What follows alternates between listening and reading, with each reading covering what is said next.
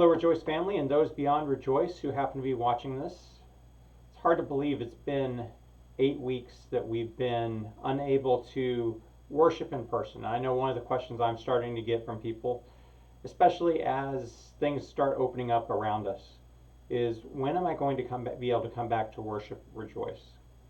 And so I'm going to give you an initial answer to that as we go through this. But there are churches right now that are opening their doors, saying, hey, come on back.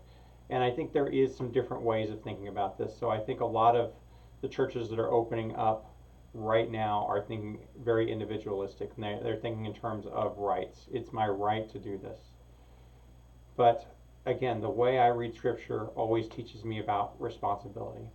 So rather than thinking about, well, am I able to do this? What is my responsibility to you, to the people who I'm called to care for? Others may talk about, well, what do the rules allow us to do? And again, I'm always going to think about, well, what do the relationships that I have with you, what do they deserve? It's a different way of thinking about it. And again, I think this is the way that the Bible was written to. But again, we live in such an individualistic culture, we've lost a lot of that. But the short answer is that we're hoping, providing we can get everything working the way we want it to work, we're hoping, if things continue to trend the right direction in Collin County, to have in-person worship beginning June 14th.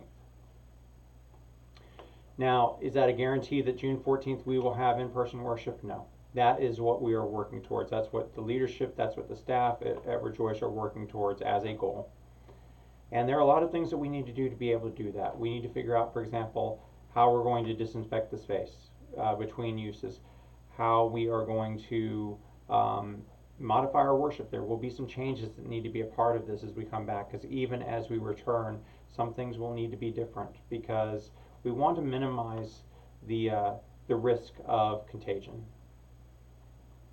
And we are going to want to hear from you in this process. So you'll be, in the next couple days, you'll be receiving emails, the invitation to either call or reply to a survey or just send a response via email, because we do want to hear from you as we make some of these changes.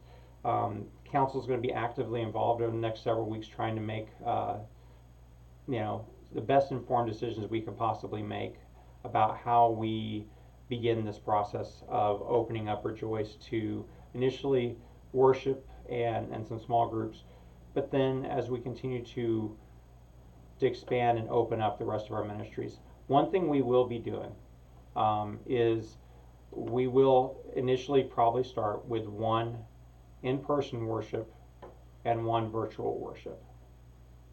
And we understand that at least 25% of our congregation would be considered high risk for this infection.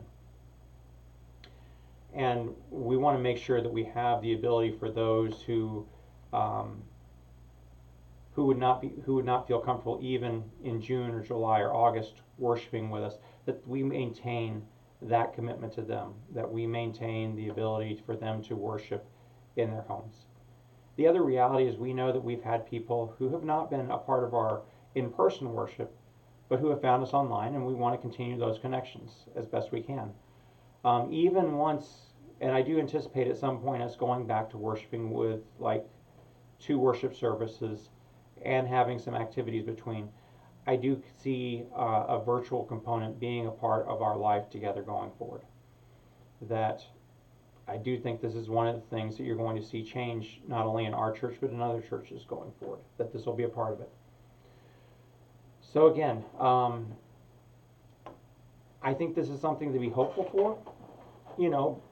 I look forward to seeing one another again. I know that there have been times when I've seen people gather together, and again, I think we're all a little socially starved at this point. There is something to being gathered together as the body of Christ. So I look forward to that. But I also continue to pray for each and every one of you. I value and treasure the relationships that I have with you, and I want you to be safe. So we go together in hope. We go together making the best decisions we possibly can. We go together in the love of Christ, which nothing can separate us from. So wherever you may be this day, may you rest in that love.